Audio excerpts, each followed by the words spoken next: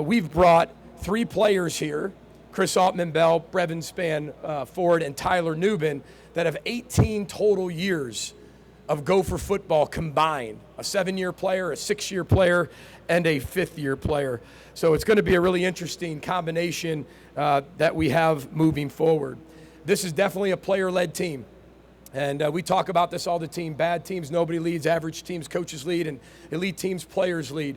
This is definitely becoming the offseason a player-led team, and I couldn't be more proud of the guys that we actually brought with us today. And you know me, I always like to talk and give a little tidbit about every single one of those guys that we brought. I'll start with Chris Altman-Bell. I've known Chris Altman-Bell for 8 years. I mean, most guys go to school. He's getting his 3rd degree in 7 years. I mean, we call him Dr. Crab. Chris Altman-Bell, Crab's his nickname. Who will ever forget his touchdown against Fresno? If he has a size 13 shoe, it's out of bounds. Thank God he has a size 12 shoe and stayed in bounds, or that 19 season doesn't go the way it has.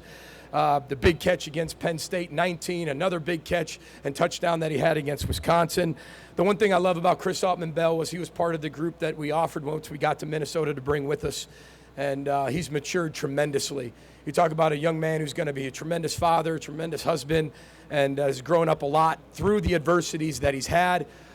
He's getting close to being back to 100% and came back for his 7th year in our culture, I think, which speaks volumes to our Brevin Ford, you know, it feels like yesterday we were just recruiting Brevin Ford, who was 6'7", 208, 210 pounds at camp. And I remember this young man had multiple offers, but he had to keep coming back to our camp. And we're a developmental program, so he's 210 pounds. We're wondering if he's going to be a tackle, a tight end, or a wideout. And it comes to the 3rd time he comes to our summer football camp, and his mom, Jackie, finally looks at me. She bangs the table and looks across me and says, "What does my son have to do to get an offer to the school he wants to be at, his home state, Minnesota Golden Gophers?" I said, "I guess that's it. We're here to offer him." That's all it took, and we offered him, and I think the rest is history. The one thing I love about Brevin is when you watch him with his nephews, we have open practices for all of our families to come to any practice. And his family takes advantage of that, being a Minnesota young man. And watching him play with his nephews, again, another guy who's going to be a great husband, a great father, and just an elite person as he's developed inside our program. And last but not least, Tyler Nubin is one of the best safeties in the country, in my opinion. You talk about all these guys. You know, Brevin Ford was a 2018 Scout Team Player of the Year. Mohamed Ibrahim was a 2019 Scout Team Player of the Year. We're a developmental program. Tyler Nubin had to sit behind the Antoine Winfield Juniors and the Jordan Howdens, and he's emerged as one of the best college football players in the country. We originally recruited him, you know, as a corner / wideout, and ended up at safety. His dad, Rodney, mom, Sharice, were both student athletes, and he gets a lot of that competitive nature and confidence from his parents. But he has really become the vocal presence on our defensive side of the ball, and he can back up all the charisma and confidence that he has. He missed the last 2 games of the year. I think that's well documented with an injury. But the best thing about him is, as Coleman Bryson, who was a freshman, was his backup, became the bowl game MVP with a pick 6. The first person to meet him almost in the end zone was Tyler Nubin, and he almost got a penalty for running onto the field. And if somebody's going to get a penalty for running on the field, it's only going to be me. So, I'm just kidding. That's a joke if you know what I'm talking about. But that's the type of kid he is. That's the type of young man he is. I'm really looking forward to the season.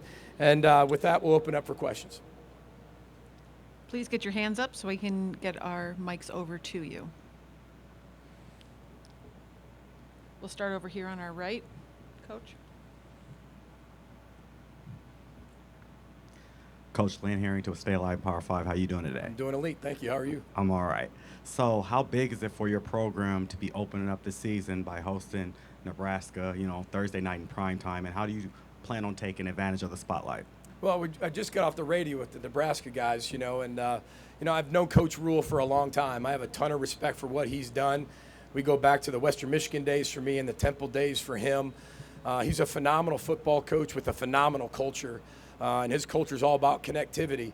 And anytime you're opening with a Big Ten opponent, you know it's always going to be a tough matchup, especially when you have a coaching staff like he has and a team like he has. I've always had a ton of respect for Nebraska. Our team always has. And starting Big Ten play right away, really kind of gets the season off to a really exciting start right away. And it's going to be a fun environment, Huntington Bank Stadium, and we're looking forward to it. We have a question in the back. Hi, PJ. Scott Docterman with The Athletic. Hi, In a Scott. story that ran yesterday, there was some allegations that you probably found troubling regarding your program made by some former players. And there was a reference to a Fleck bank and Fleck coins that could be used, and in some cases there's allegations of violating team rules with those Fleck coins. Could you kind of describe what a Fleck bank is, those Fleck coins, and maybe respond to some of the allegations made? Yeah, first of all, the Fleck Bank, mostly used in 2017 and 18, was an analogy in a team meeting, talking about the more you invest into a program, the better experience you're going to get out of it. And as a head football coach, when you come in and you don't know anybody, right, the guys that do really good things are going to have a really good experience. If you're not doing all the right things, you're probably not going to have a great experience. There was no currency ever exchanged. There was no coins that ever existed. It was an analogy simply to explain investment for life, a life lesson of investment, simply that. No one ever got out of any type of punishment for that. And just so everybody knows, in punishing our football team, that word punishing, in fact, our athletic department has taken over our disciplinary type actions. We do not use physical activity to discipline our players at the University of Minnesota, and we have never done that. Our players do things like they wake up early and clean the weight room. And whatever you did, you watch a video on that. If you were late to class, you watch a video on tardiness. You then write your professor a letter.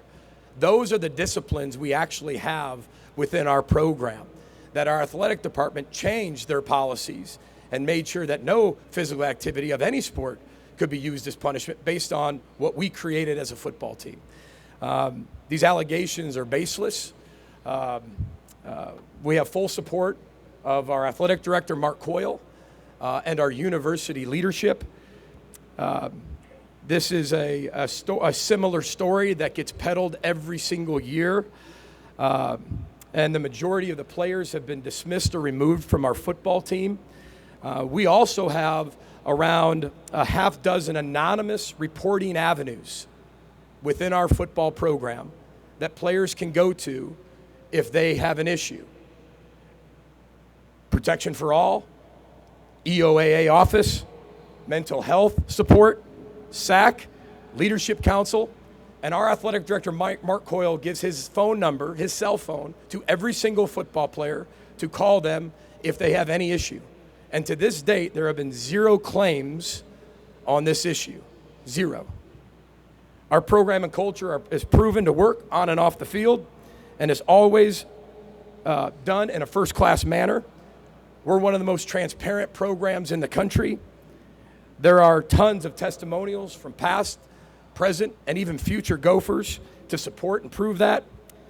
My energy needs to be on the 2023 football team, and that only, and not the baseless allegations. So that's what the Fleck Bank was, strictly an analogy. And with all the other things that were reported, we have explanations on that as well.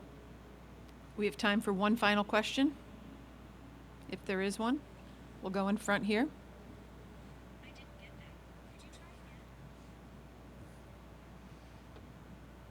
Coach Sammy Jacobs from Hoosier Huddle.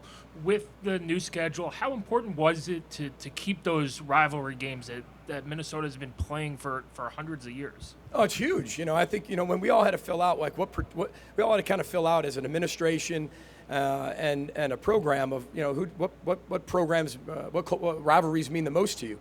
And for us, and we have so many rivalries at the University of Minnesota, being one of the oldest members, but to hold on to the Wisconsin rivalry, the battle for Paul Bunyan's axe, and the float of Rosedale with Iowa is incredibly important for our fan base.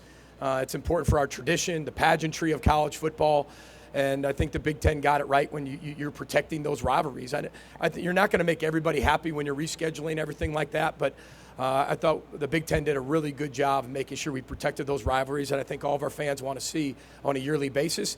And if you don't see it on a yearly basis, you're going to see it very soon. And I think that's what's change is inevitable, and it's been for the better. All right. Thank you, Coach.